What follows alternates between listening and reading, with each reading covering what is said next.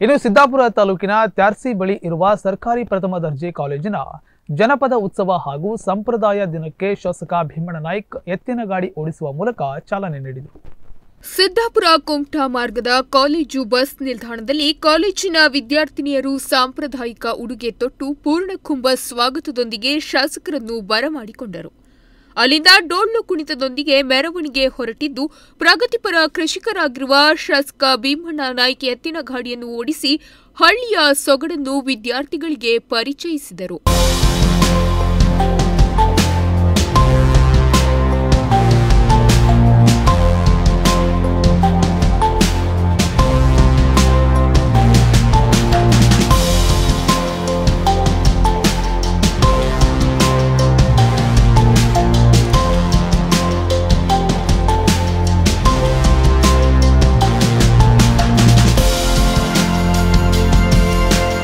ಇಲ್ಲಿಯ ಸರ್ಕಾರಿ ಪ್ರಥಮ ದರ್ಜೆ ಕಾಲೇಜಿನ ವಿದ್ಯಾರ್ಥಿಗಳು ತಮ್ಮ ಕೊಠಡಿಯಲ್ಲಿ ವಿವಿಧ ರೀತಿಯ ಜನಪದ ಕಲೆ ಹಾಗೂ ಹಳ್ಳಿಯ ಸೊಗಡನ್ನು ಪರಿಚಯಿಸಿದರು. ರೈತಾಪಿ ಸಮುದಾಯದ ಭೂಮಿ ಹುಣ್ಣಿಮೆ, ಬಾಲೀಂದ್ರನ ಪೂಜೆ, ವರಮಹಾಲಕ್ಷ್ಮಿ ಪೂಜೆ, ಶ್ರೀಕೃಷ್ಣ ಜನ್ಮಾಷ್ಟಮಿ ಹೀಗೆ ಅಪ್ಪಟ ದೇಶಿ ಸಂಪ್ರದಾಯವನ್ನು ಆಚರಿಸಿ ಶಾಸಕರ ಪ್ರಶಂಸೆಗೆ ಪಾತ್ರರಾದರು.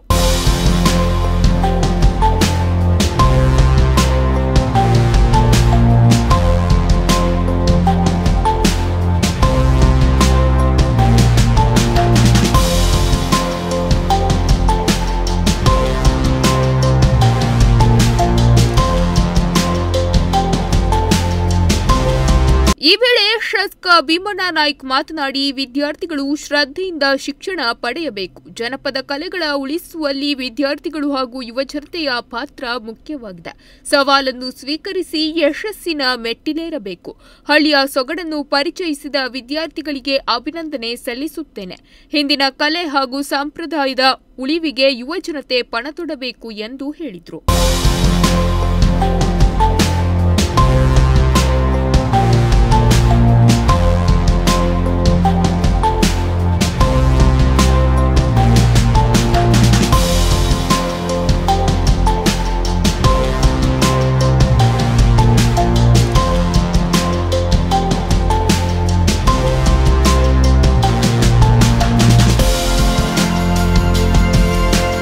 ಈ ವೇಳೆ ಕಾಲೇಜಿನ ಪ್ರಾಚಾರ್ಯ ಡಾಕ್ಟರ್ ಸತೀಶ್ ನಾಯ್ಕ್ ಅಧ್ಯಕ್ಷತೆ ವಹಿಸಿದ್ದರು. ಕಾಲೇಜಿನ ಉಪನ್ಯಾಸಕರು ಉಪಸ್ಥಿತರಿದ್ದರು. ರಮೇಶ್ ಹಾರ್ಸಿಮನೆ, ನುಡಿಸಿರಿ ನ್ಯೂಸ್, ಸಿದ್ದಾಪುರ.